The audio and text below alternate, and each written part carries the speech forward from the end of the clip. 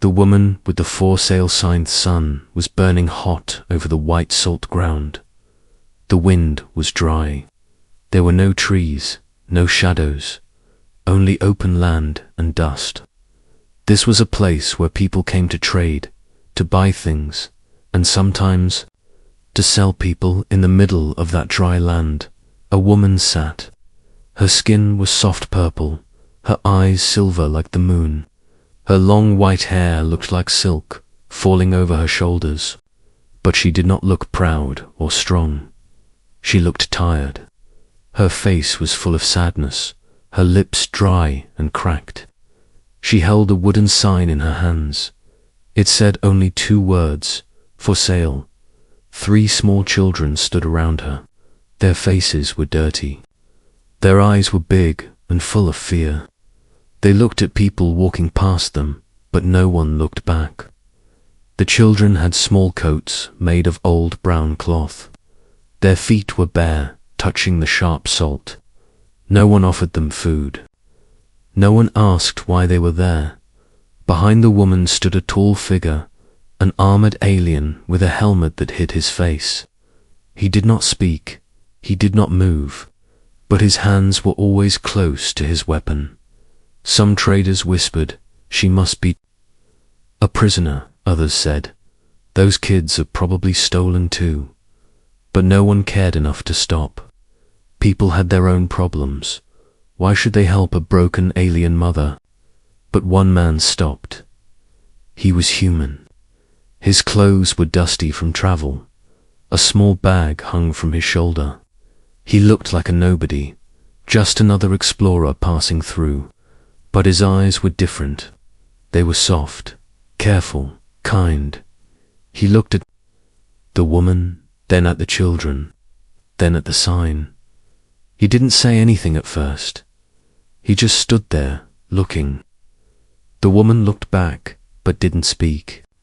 Her hands held the sign tighter. The armored alien stepped forward slightly, ready to act. But the human didn't move closer. After a long pause, the human spoke. "Who did this to you?" he asked softly. The woman didn't answer. He sat down. On the ground, in front of her, cross-legged. The wind blew dust across his boots. He pulled out a bottle of clean water and placed it between them. "Drink," he said. The children looked at the bottle. One reached out, but the mother gently held him back. She didn't trust the man, not yet. "I'm not here to hurt you," he said. "I saw you, that's all. I just saw you." His voice was calm, not loud, not strong, but real. He wasn't talking to get attention. He wasn't trying to act like a hero. He just looked like someone who couldn't walk away. The woman finally reached out. Her fingers touched the bottle. Her hands were shaking. She opened it and gave it to the smallest child. The child drank quickly, then passed it to the next. The human watched quietly. The armored alien behind her grunted. "You buying or not?" he asked in a rough voice. The human stood up. "How much?" he asked. "For the mother and the kids?" The alien asked. "Full set's expensive. They're healthy." The human frowned. "They're not furniture." The alien laughed. "Everything's for sale here, human." The woman looked up sharply. Her eyes locked with the human's. For a moment, something passed between them. Pain, shame, maybe even hope. The man took a breath. He reached into his bag and pulled out a small chip, a trade token, rare, valuable. "This is everything I have," he said. "I'll trade it, but only if you leave and never come near them again." The alien stared at the chip. He laughed. "Deal." He dropped a remote onto the ground, a small device that unlocked the woman's control collar. Then he turned and walked away. Gone, silence. The woman didn't move. The kids didn't cheer. They didn't understand what just happened. The human picked up the remote and pressed it. The collar on her neck clicked open and fell into the dust. She touched her neck with her fingers slowly. "You're free now," he said gently. She looked at him, not believing it. "Why?" she whispered. He smiled, not a big smile, just a small one, tired, real, because someone should have done it. A long time ago. He held out his hand. The woman didn't take it. Not yet, but she looked at it. And then, for the first time in weeks, her lips moved. "Thank you." The children stood beside her, their eyes now on the man, curious, not scared. And, somewhere in the sky above them, the wind began to change. She wasn't always broken. The woman sat quietly near the fire. The human had built a small camp with a tent and warm blankets. The children were sleeping close to her, wrapped in soft cloth. It was the first time they had slept without fear. The night sky above was full of stars, strange stars, not the ones she remembered from her home. She looked at the human who sat across from her, cleaning a small tool. His face was calm. He didn't ask questions. He didn't touch her. He just waited. And then, after many minutes, she began to speak. "I had a name once," she said in a soft voice, "before they took it from me." He looked up. "What was it?" She paused. Her eyes became wet. "Silna," he nodded. "Silna, that's a strong name." She looked down at her hands. "I was a healer on my planet. I helped sick children. I had a mate, a kind one. He made music. We had peace." She closed her eyes for a moment, until the war came. The human stayed silent. He didn't interrupt her. "Ships fell from the sky," she continued. "They said we were a weak species. They wanted our lands, our oceans, our energy. We tried to fight back, but we were not soldiers." Her voice cracked. "They burned our forests. They took our cities. And then they started taking people." She looked at the fire, but her mind was far away. "I watched them kill my mate. I begged. They laughed." The human clenched his jaw. But still, he said nothing. "They put chains on me. They took my children. They almost sold them to different owners." I screamed so loud my throat bled, but no one cared. "How did you get away?" he asked gently. "I didn't," Silna said. "I was passed from one master to another, each one worse, each one crueler, until I ended up with the last one, the armored one you saw." Her hands trembled. "He told me if I stayed quiet, he would keep my children together. So I stayed quiet." The human looked at the children, still sleeping peacefully. "You protected them," he said. She nodded. "I gave up everything so they would stay with me, even my name." She looked up at him. "But then you came."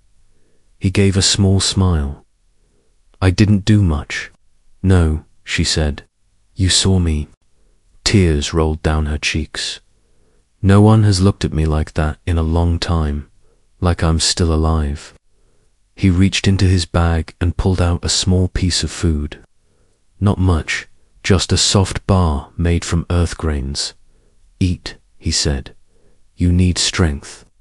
She hesitated, then took it. Her fingers brushed his hand. "Why are you here?" she asked.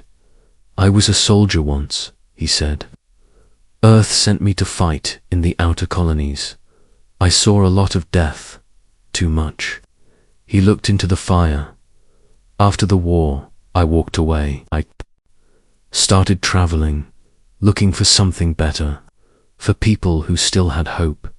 He looked at her, and then I saw you. Silna looked at him, unsure what to say. He added, "You don't have to trust me yet, but you don't have to fear me either." The wind moved softly through the air. The fire crackled. My people used to believe in something, she said suddenly. A story about the stars. What story?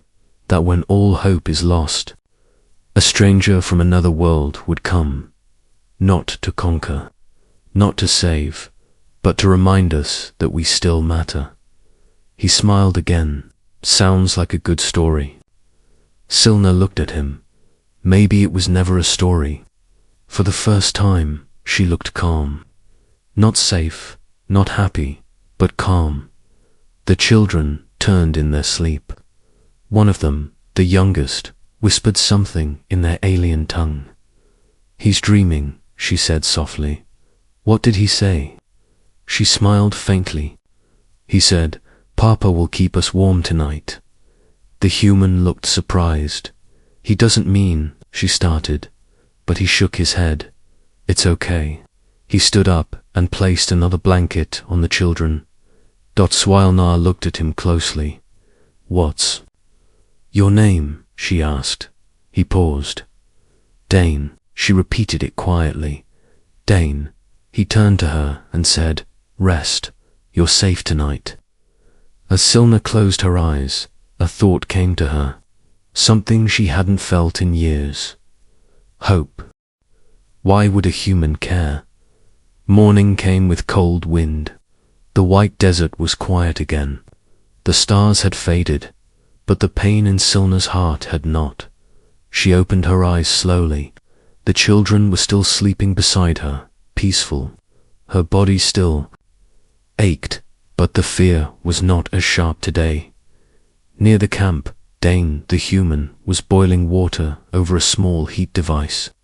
He was focused, silent, careful with every move. He wasn't like the others she had met. He didn't stare at her. He didn't treat her like a thing. He just helped when Silna stood. Dane handed her a small cup of warm liquid. Drink this, he said. It helps. She took it and nodded softly. Thank you. You're welcome. For a few minutes, neither spoke. Then Silna asked the question she had been holding since the first night. Why did you stop? Dane looked up. What do you mean? You could have walked by, like the others, but you didn't. Why? He thought for a moment before speaking. Because it felt wrong to keep walking. She stared at him. No one else thought that. Maybe they forgot how to feel. He said it with a tired voice, as if he had seen too much. Syl looked down. You gave up everything for strangers. He shrugged. You weren't strangers. You were people. She shook her head. We're not even the same species. He smiled. That doesn't matter. Pain is pain. Suffering is suffering. It looks the same everywhere. She looked at him again, more closely this time. There were scars on his hands. Not fresh, but deep. Some old, some new. You were a soldier, she said quietly. Yes. How many wars? Too many. He didn't say more. He didn't have to. Then suddenly, a sharp voice broke the silence. You feeding slaves now, human. They turned. 2 alien traders stood nearby, laughing. One had sharp teeth and long arms. The other had a broken nose and metal eyes. Both wore dirty gear and carried stun rods.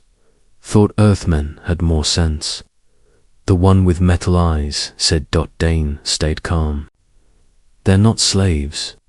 Look like slaves to us, the first one said. What, you marrying her or something? The children had woken up now. They were scared.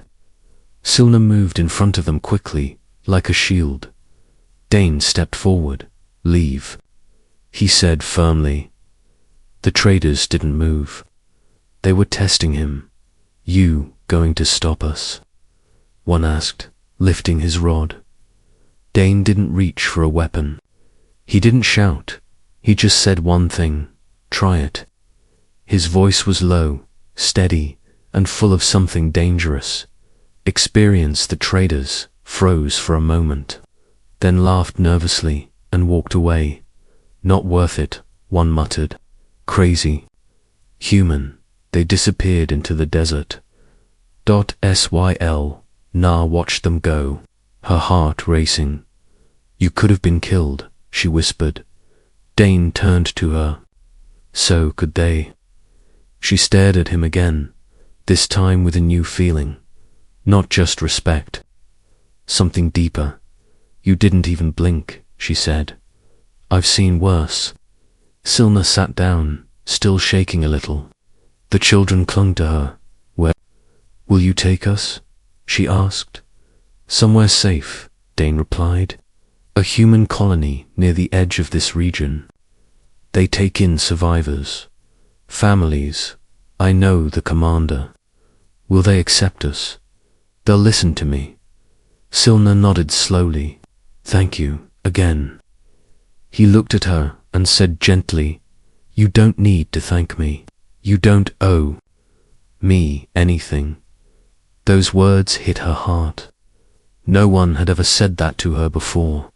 People had always wanted something, even the ones who smiled. But this human, he didn't ask for anything. He gave, and that made her feel something strange, maybe even safe. That night, after the children had gone to sleep, Silna sat by the fire again. Dane was fixing a small device, something for the ship. She spoke without looking at him.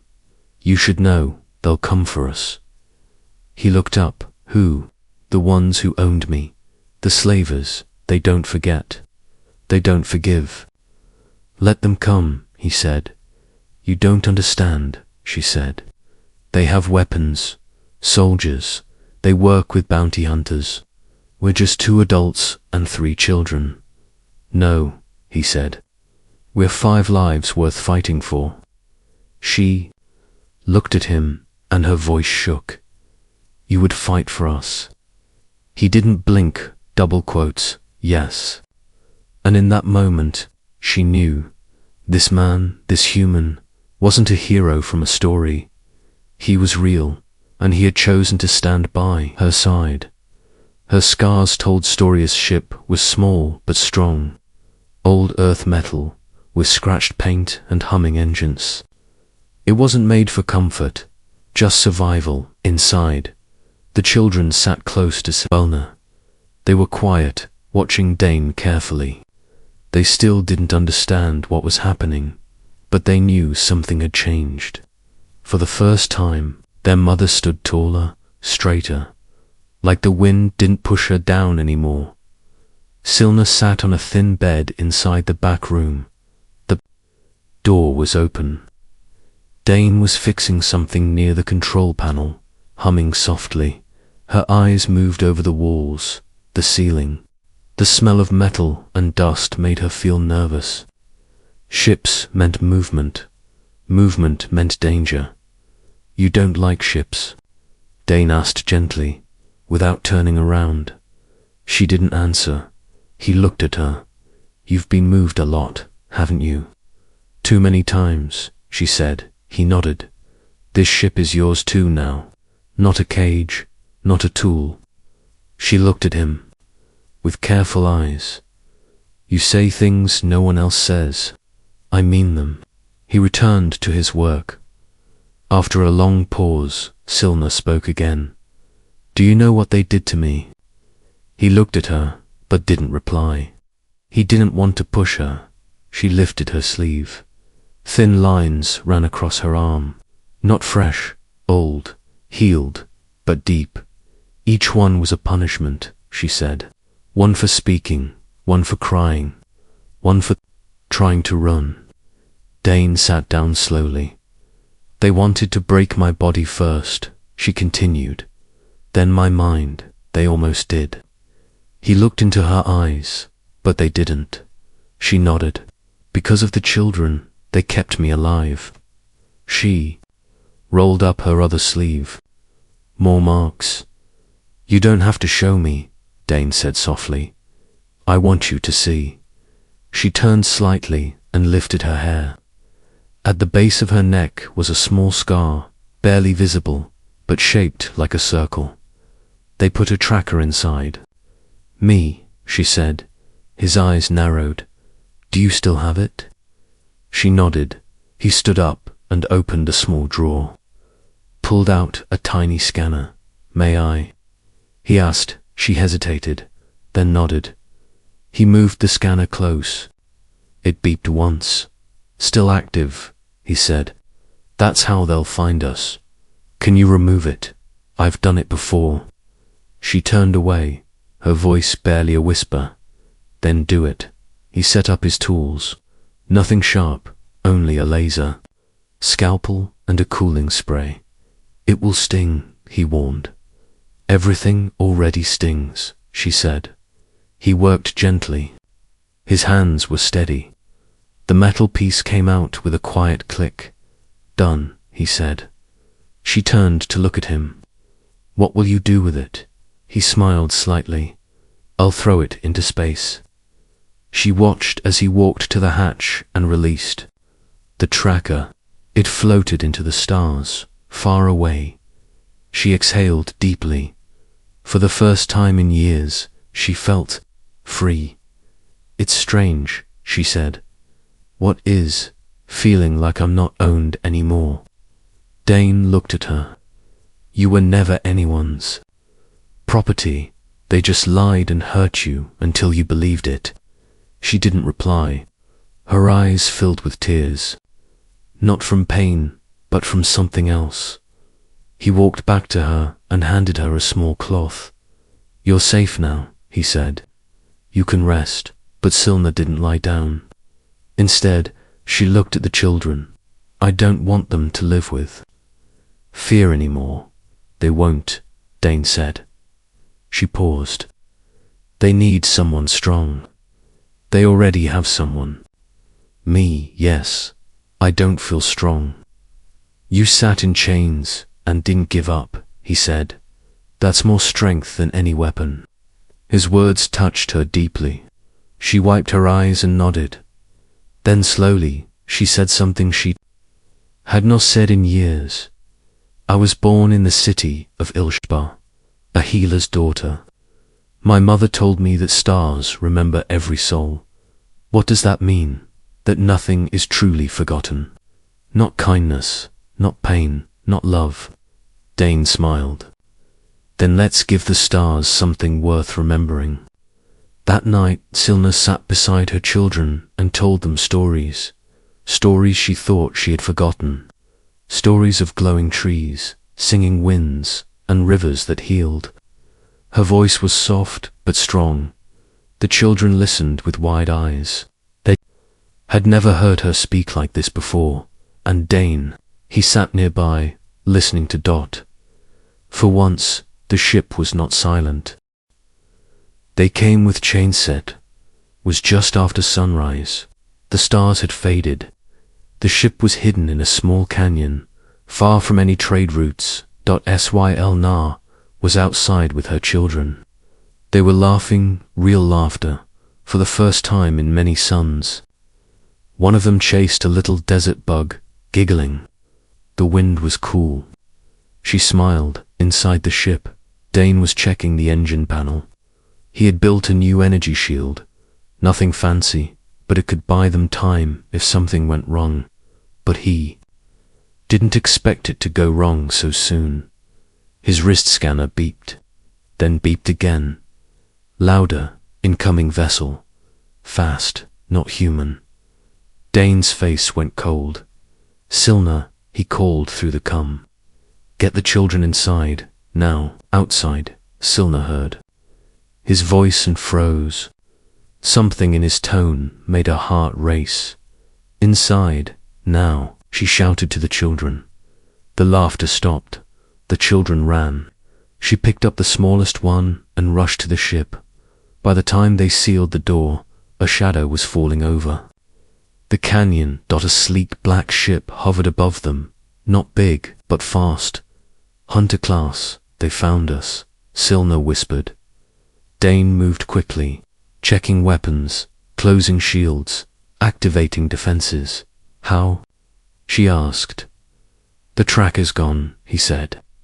But maybe they placed another, or maybe someone sold us out. The children were huddled in the corner, shaking. Stay with them, Dane told Silna. I'll handle this. You can't fight them alone, she said. I don't need to win. I just need to hold them off. The ship's door shook. A loud clang, then another. They were trying to break in. Open up, a voice shouted through the speaker. Return the property and we won't burn your ship. Dane picked up a blaster. Not military grade, but strong enough. You won't get them, he muttered. The door exploded inward. Smoke filled the air. 3 armored bounty hunters entered, tall, sharp-eyed, weapons ready. 2 were aliens. 1 was human-looking, but his eyes were cold like glass.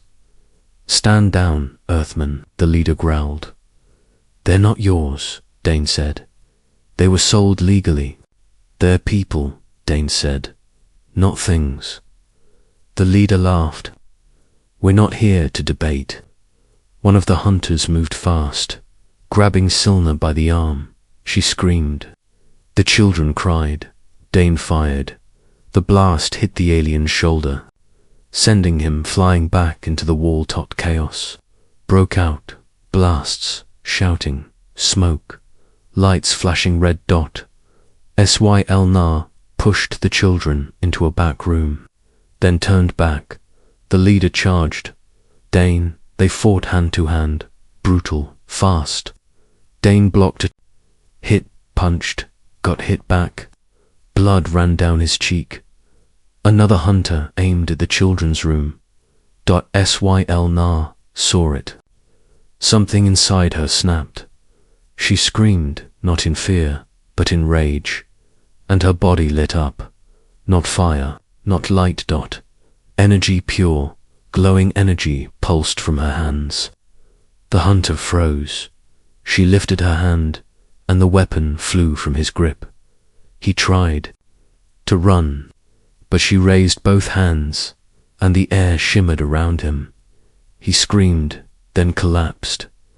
Dane stared in shock. What was that? He asked. Syl didn't answer.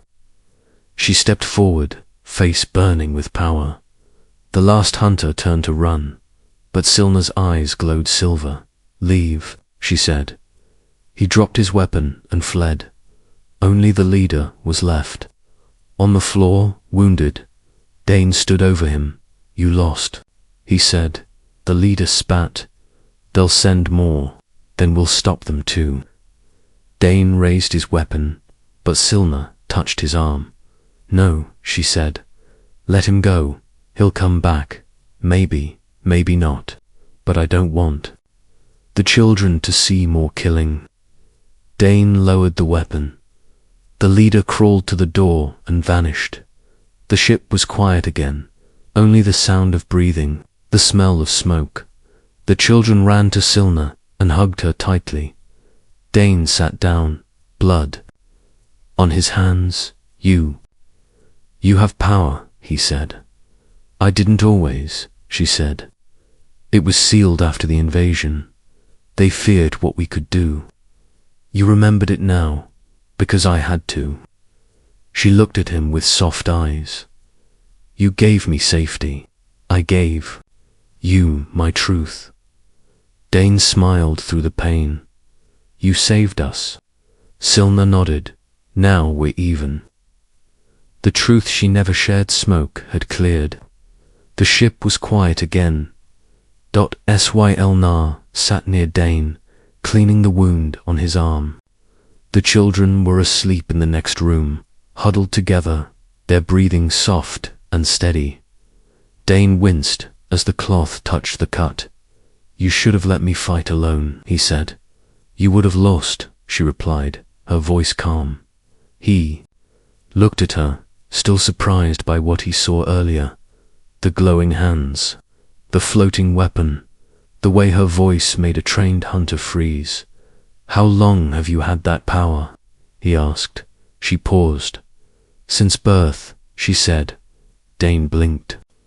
But you said you were a healer. I was, she replied. But I was also something else, something I tried to forget. She stood and walked to the control screen. Outside, the desert sky was turning orange with a second sunrise.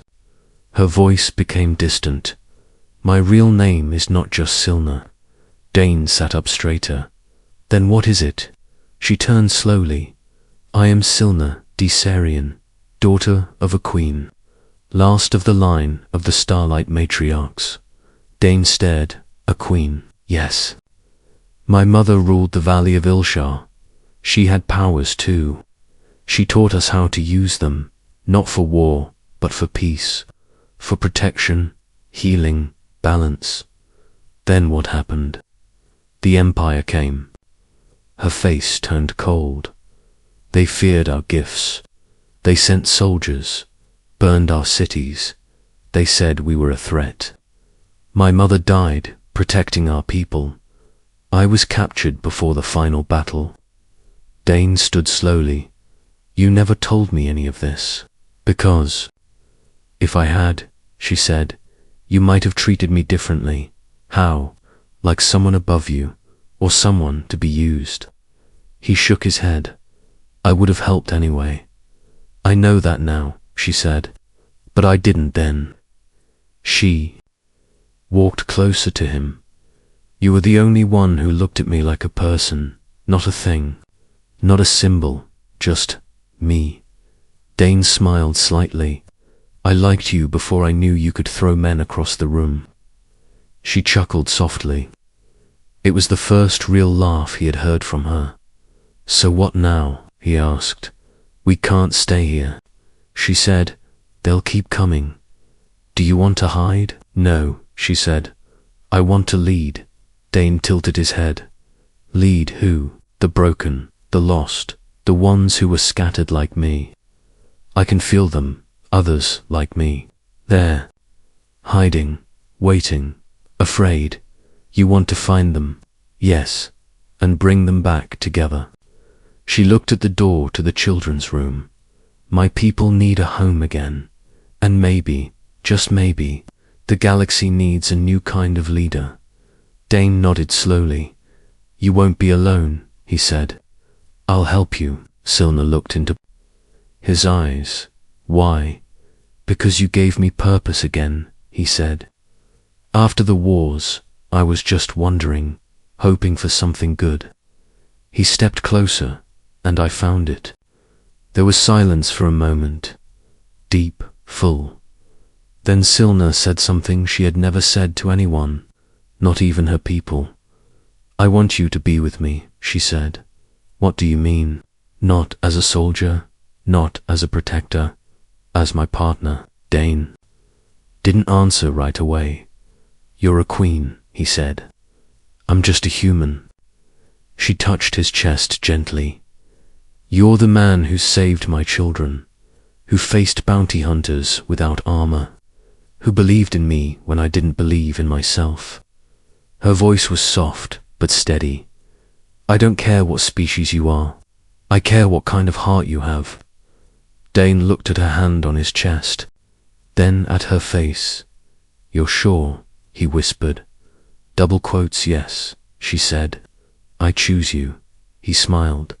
Then I'll stand beside you. Not as your master, not as your soldier, as your equal. They stood there in silence, the desert sun, slowly, rising behind them. And for the first time, the past didn't feel like chains. It felt like steps leading to something greater. The wife of a human weeks passed. The stars above the desert skies changed. The dust storms slowed. The world around them was still dangerous, but no longer silent. Dane and Silna had repaired the ship and left the canyon. They traveled from system to system, landing quietly, meeting people who had once lost everything. At first, they were afraid. Some didn't believe who Silna was. Others thought she was a ghost, or a story. But then they saw her. She didn't speak like a queen. She didn't demand. She listened. She held broken children. She healed the sick. She sat beside those who had no hope and reminded them what strength looked like. One by one, they followed her. Her light returned, not the glowing energy, but something deeper. Dignity, purpose, courage. Soon she had a ship of her own, not a warship, but a home, a place of safety. It flew with a symbol that had not been seen since the fall of Ilshar. The Star of Peace. Word spread across nearby colonies. The broken queen had returned, and beside her walked a human. At first, people laughed, but when they saw Dane, they stopped laughing. He was not a ruler. He did not speak much, but he stood firm, always beside Silna. And when others challenged her, he never raised his voice, but his silence had weight. They called him the Silent Flame. The galaxy watched in confusion. Why would an alien queen choose a human? And Silna answered the same way every time, because he saw me before anyone else did. On one quiet morning, they stood together in a valley of green hills. Birds flew. Overhead, children played near a stream. The place had been a battlefield once. Now it was becoming a village. This is what I dreamed of, Silna said. It's only the beginning. Dane replied, "Syl." Na looked at the people gathering nearby, aliens of different shapes and colors, standing beside humans, trading stories, planting seeds, building homes. We did this together, she said. Dane smiled. You led them, and you stood beside me, she said. Always. She turned to him. Double quotes. I want to make it official. What do you mean? She took his hands in hers. You called me your friend, your ally, your equal. Yes. Now call me your wife. Dane's eyes widened. Are you sure? I'm more than sure. She smiled. You rescued me from chains, not just around my body, but around my heart. I was a queen once. Now I want to be a wife. Your wife. Dane didn't speak. Simply nodded. And in front of the crowd, they held hands under the sky. No rings, no crown, no throne, just two souls who had survived too much and still chose love. The people cheered. Some wept, others stood in silence, their hearts full. From that day, Silna was not just a queen or a survivor. She was the wife of a human. And in a galaxy torn by war, that name became something powerful. Stories spread across planets, not of battles or empires, but of kindness, courage, and love. They built schools, homes, healing centers. They trained others, not in war, but in peace. Silna shared her gifts. Dane taught strategy. They led side by side, and the children, her children, grew up strong. They spoke both alien and human languages. They carried both her blood and Dane's strength.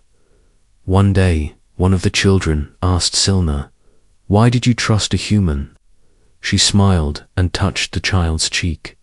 Because when no one else did, he chose to see me, not as alien, not as broken, but as someone who still mattered. And that was the answer the galaxy would remember. Not the powers, not the past, but the simple truth. Everyone ignored her, until a human called her his wife.